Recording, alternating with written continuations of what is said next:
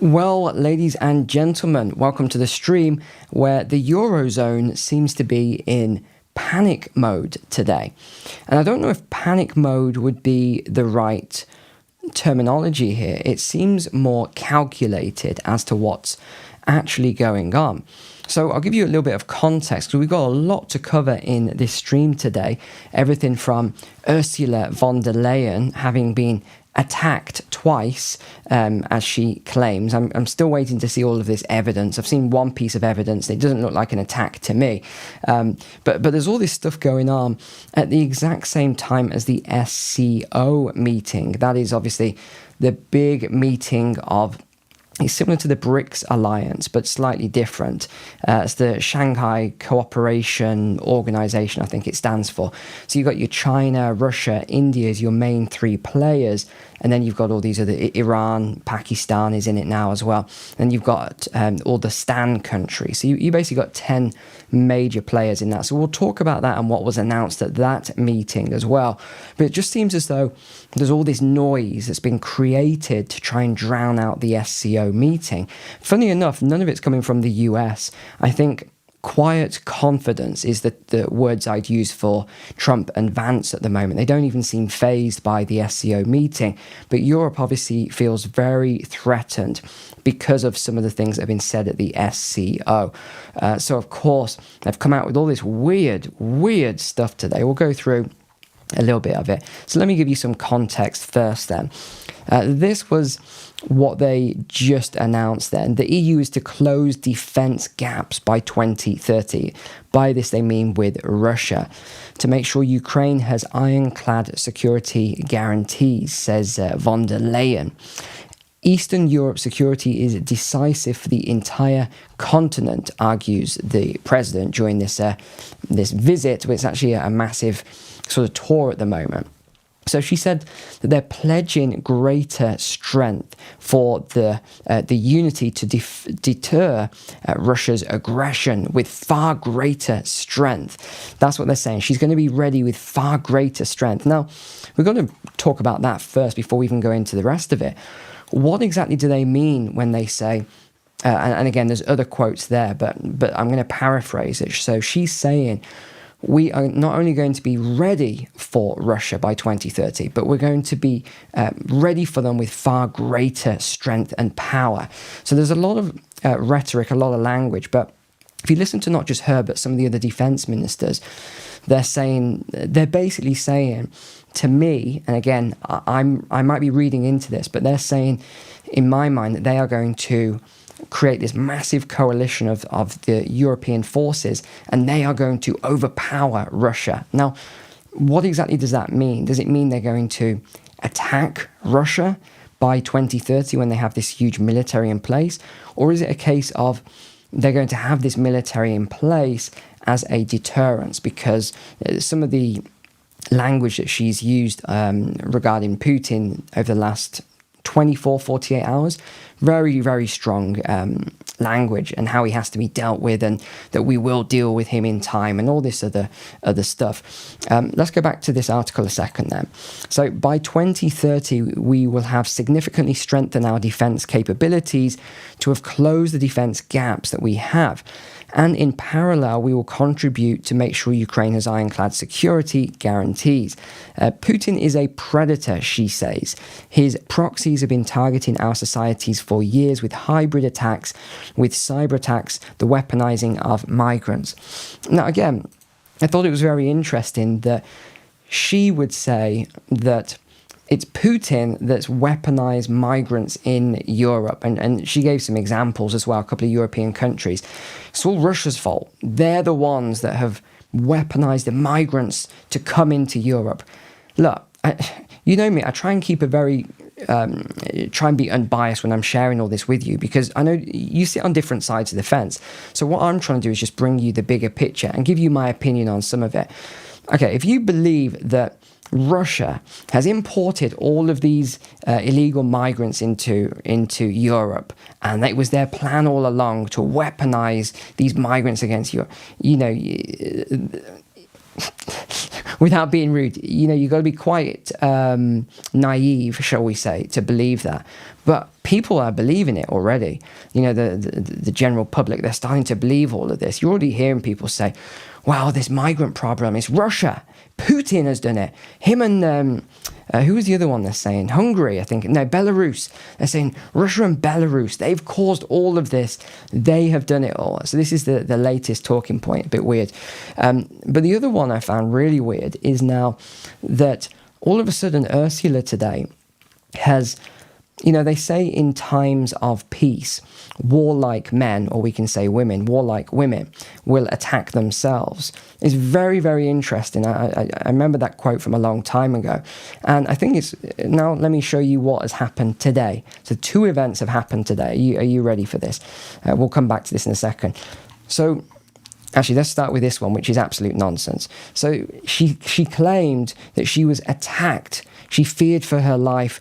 Her car was being attacked by Bulgarian nationalists. Luckily, she wasn't inside. Now, I've actually watched this video, and I'll just turn the sound off here. I've watched this video, and the attack, you've got to watch it for a long time to see this. But it's basically an old man hitting a very lightweight flag on the bonnet. Here he is here. So he hits a flag on the bonnet, hits his hand a little bit on the bonnet. That apparently was this huge attack. She was fearful for her life, etc. There we go. That was it. He was hitting the flag. So, I mean, you can watch the whole thing, but you're not really going to learn much from it. So there's this big thing around how she was afraid for her life and all this. She wasn't even in the car, first thing. Next then, this is all over the mainstream news. This is the biggest headline right now. She suspects Putin had ordered this Russian jamming of her plane. That is the big story here. I mean, look, it's been updated every 20 minutes at the minute. So the disruption of a plane carrying her was disrupted due to suspected Russian interference, she said. They said they used jamming technology while she was arriving in Bulgaria, but they landed safely. They said, and you know, they made this big deal how the pilots had to use paper maps, and I was thinking, well, that's what they used to use, paper maps, but I guess it's maybe they're not trained on paper maps anymore, but it was a big deal. She said then, threats and intimidation are a regular component of Russia's hostile actions. And now, because of this, they need to ramp up the defense capabilities and support for Ukraine. So again, it's this same pattern all the time. You know, you come up with a story where you're under this massive attack. Look, my car was I was almost killed. This old man with a flag, he hit the bottom.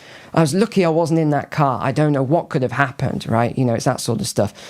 So then they put this out everywhere and everyone gets behind it. Oh gosh, this poor lady.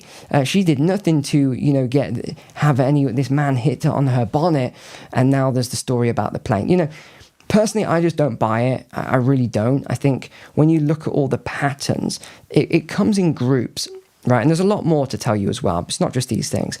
But the stuff comes in groupings, right? So it's, well, Putin said something at the SCO, which is that, hey, we need to strengthen our unity and all of this sort of stuff. And then next thing you know, the EU has this massive campaign.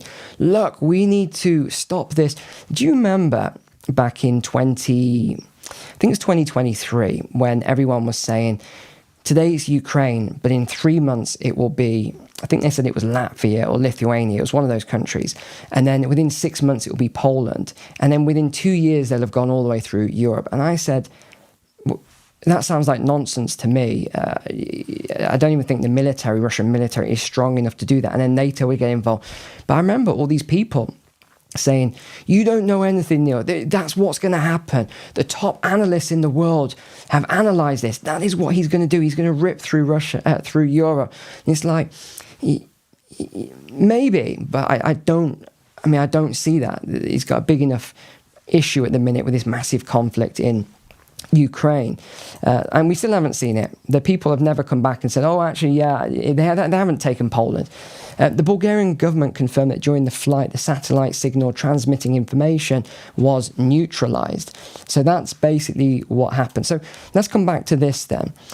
They said that they've got this €800 billion defense plan. This is kind of, they said this before, but they've they've come out today as if this is something new, and that they've created this new thing called SAFE, and it's got full participation throughout the EU, and the initial injection is 150 billion.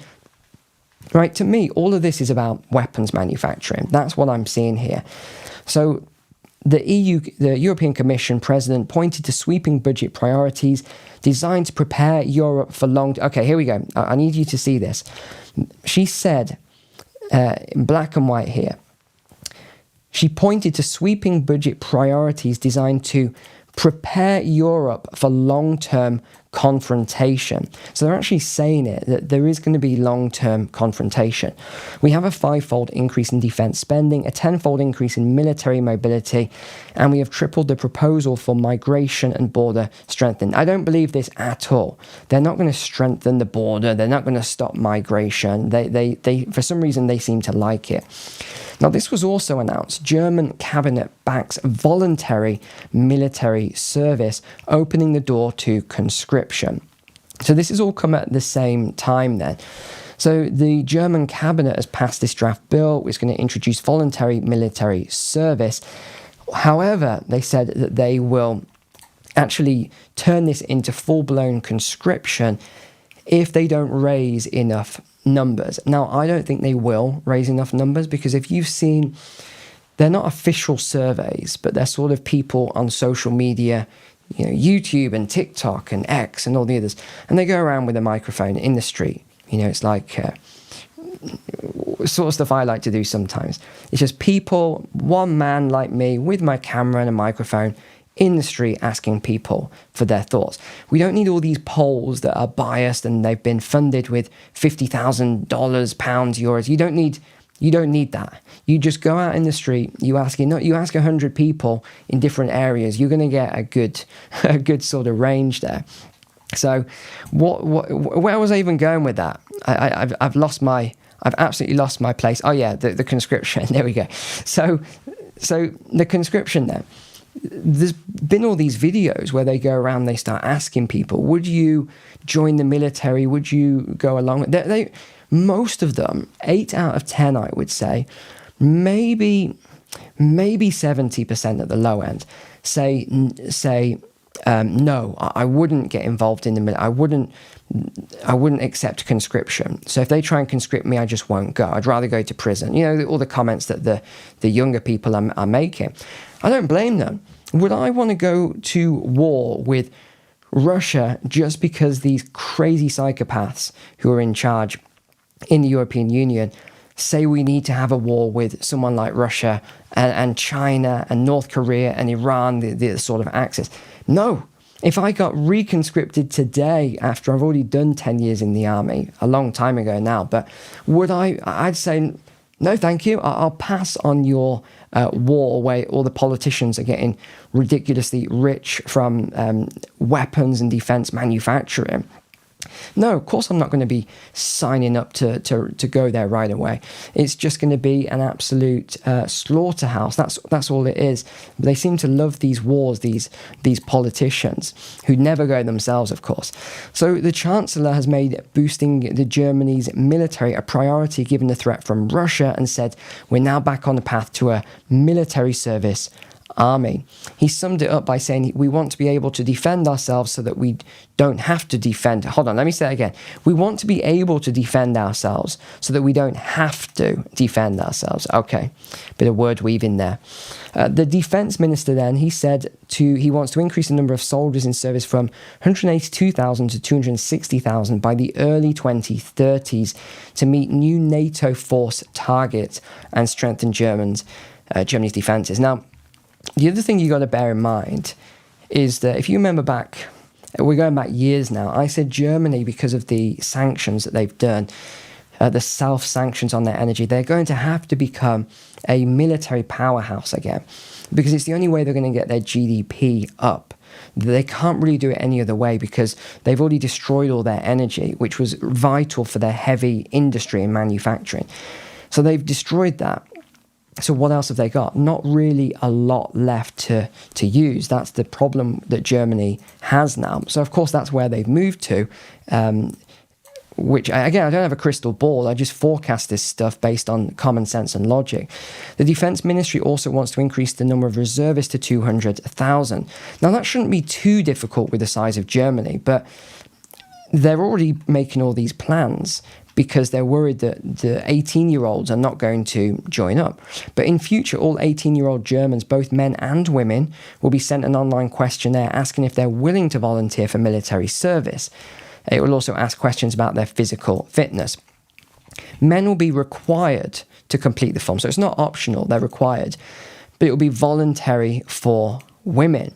Interesting, I thought they were all on these equal rights, and now all of a sudden, no, it's not, which I'm glad. In a statement, the government said military service would be voluntary for as long as possible. Here it is, for as long as possible. However, it said that if the security situation worsened or if there too few volunteers came forward, the government could decide to use compulsion with the German parliament.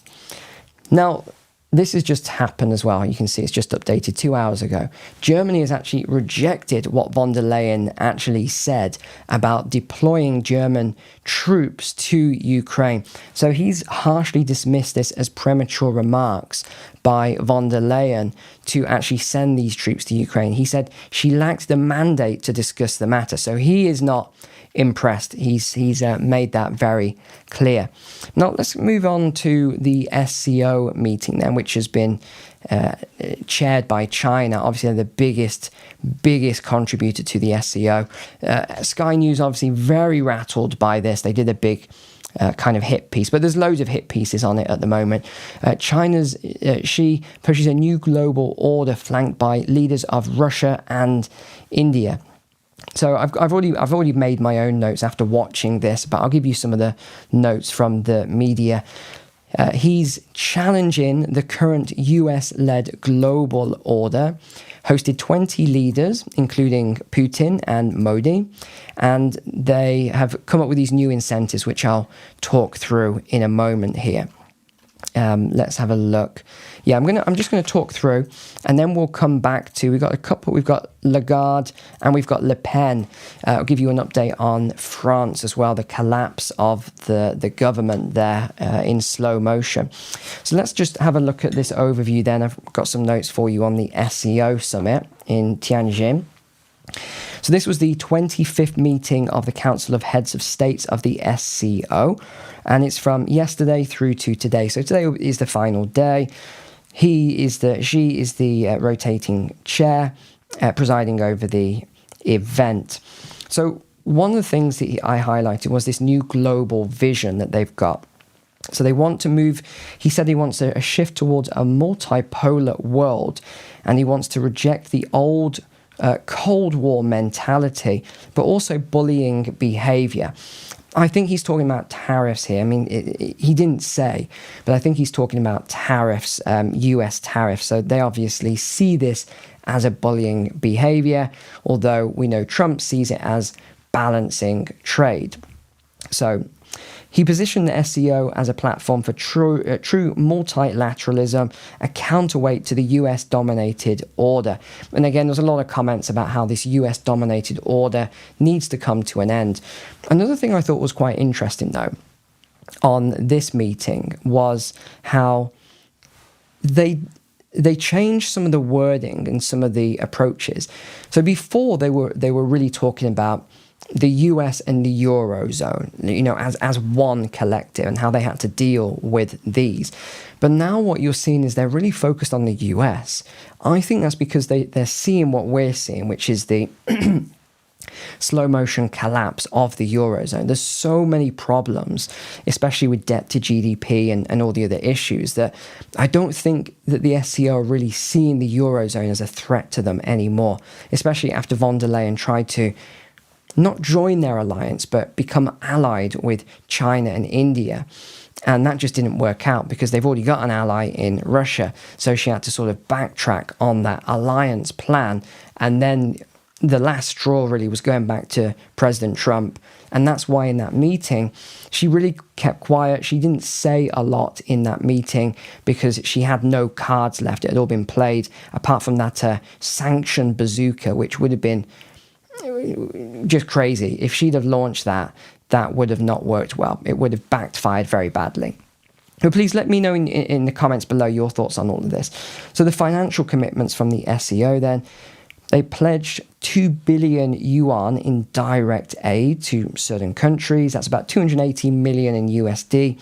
10 billion yuan, which is 1.4 billion US dollars, in loans through the SCO banking. Now, the reason that's kind of crucial is because these loans go towards developing nations, or sometimes they're nations that are more developed, but they're in difficulty.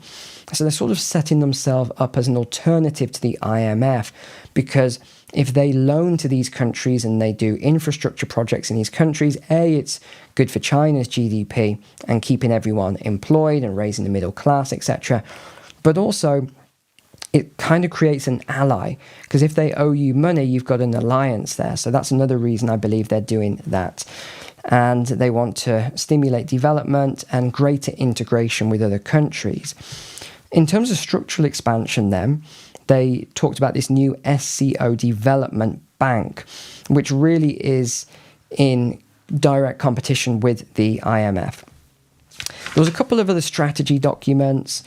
There was some new declarations. They outlined their strategy for the next decade. There wasn't really anything surprising there. They made a statement marking the 80th anniversary of World War II victory and UN founding. And then there was 24 new documents in regards to security, economy, cultural and cooperation and development. So that was the main gist of the conference. There was 20 world leaders there. 10 countries were there. Again, the GDP of these countries are not huge. China's the biggest one. You then got India. You got Russia, Iran, Pakistan, but all the Turkmenistan and Tajikistan and all the others are a lot smaller. Let's just wrap up the last points then with, okay, so a couple of images we've got. This was the meeting. Obviously, these three are the power players at the meeting. Putin had a few things to say. He said that they've forged even closer economic and security ties with China amid the fallout from the Ukraine war, and the SCO had revived genuine multilateralism with national currencies increasingly used in mutual settlements. This in turn lays the political and social economic groundwork for the formation of a new system of stability and security in Eurasia. This is another big one. China's going to build an artificial intelligence cooperation center for SCO nations so they can actually all work together. He also invited the participation in China's lunar research station. So, okay. Separately, Xi will preside over a massive military parade on Wednesday, when he's expected to be joined by Putin and Kim Jong-un. I thought this was very interesting. So that's North Korea, Russia, China, and obviously Iran is also, and Pakistan, part of that sort of loose collective. I thought that was very interesting indeed. Now, this was another story that came out of the BBC. China's Navy is expanding at breakneck speed, and it's already catching up with the US. Now, some people are spinning this story, saying it's bigger now. Their Navy's stronger than the US. That's not correct. Yes, they've got more warships, but they're not actually stronger. I'll explain why. In the last 2 decades, China's ramped up investment in shipbuilding, and it's paid off. More than 60% of the world's orders this year have gone to Chinese shipyards. So China is building more ships than any other country because it can do it faster than anyone else. So the scale is extraordinary. The Chinese shipbuilding capacity is something like 200 times the size of the United States. That is staggering. The commanding lead also applies to its navy. The CCP has the world's largest, with 234 warships compared to the US 219. Now, I'll show you why it isn't. It doesn't mean that China's navy is stronger. It all comes down to training, technology, and equipment. China's explosive rise has been fueled by the sea. The world's second largest economy is home to 7 of the world's 10 busiest ports, which are critical to global supply routes. Now let's get on to the Here it is. They actually produced 39 warships, so that's a displacement of 550,000 tons. Now you compare that to the Royal Navy with 399,000 tons, right? So this is the UK Royal Navy, a huge naval power, compared to China there. That's just in the last 4 years then, 550,000. So while China has the world's largest navy by number of vessels, the US fleet has a greater overall tonnage and is more powerful with far more large aircraft carriers. And you can see here, actually, this is what it looked like in 2020. And look at it in 2025. The sort of build-up they've been doing has been huge. I want to go on to what Lagarde has been saying as well now then. So let's sort of loop back to Europe a second. So she's warning of worrying risk of French government collapse. And this is looking very, very likely, ladies and gents, to happen sometime perhaps mid of next week, I would say. The middle of next week to the end of next week is looking very, very likely indeed. And I think they've massively underestimated Le Pen as well. So this is what I don't really get. These politicians are meant to be really smart, strategic geniuses, aren't they, as we're told? And yet they always miscalculate. So Francois has basically come out, and Macron, and they've said they actually thought that Le Pen was going to come on their side because she can't run anyway. Even though they're well in the lead, her party's well in the lead, they thought that she would come out on their side and try and support them and bolster. Why on earth they thought that? That was the biggest miscalculation I think I've heard all year. Because they said, well, she can't run anyway. So if we, I can't remember exactly the wording, but if we allow her to help bolster us, we'll let her keep her seat and all this other stuff. She's not interested in that. It's very clear she's not interested in just keeping a seat. She's going all or nothing. So she wants to be the prime minister. She wants to be, or is it president? Someone said the other day, Neil, because I said, is Macron still in power there? What is it? So it's the prime minister and the president. So most countries will have, say, UK as a prime minister, America has a president. So Macron is always very much in the back here, driving things. So they thought they could get her on side. So this was after that whole bogus prosecution that they did against her. Really illegal. It should be investigated, but who guards the guards? That's what I always say. Who's going to investigate the investigators? So she can't actually run legally, and she's very lucky she didn't go to prison. Now, the reason I say that is because why I say it's all bogus is because if you remember when I talked about this at the time, I actually looked into it. I looked into the nitty-gritty of what she was supposedly have done, and it actually wasn't her that did it anyway. It was just someone low down in her party. Because she was the party leader, they said she was responsible. Then you have the current or it was the last prime minister, done huge embezzlement, Macron, all these other people, huge things going on, shall we say. I have to use the word allegedly. That's what my legal guy said. Neil, you have to use the word allegedly, or else these people can go after you. Right, so you had all this stuff, allegedly, that they did all this embezzlement, all this money laundering, all sorts of stuff, and they didn't get anything. In fact, their cases, when they went to court, were thrown out. But Le Pen, who didn't even do it, someone really low down, and she gets a suspended prison sentence. I think it's something like 2 years suspended at the moment. It's a 5-year prison sentence. It's obvious that what they're trying to do. Right, I've talked for too long. This has been a long stream today. I'm going to wrap it up here. Just talking around in circles today. Thanks for being online. Really appreciate you as subscribers. Take care. God bless.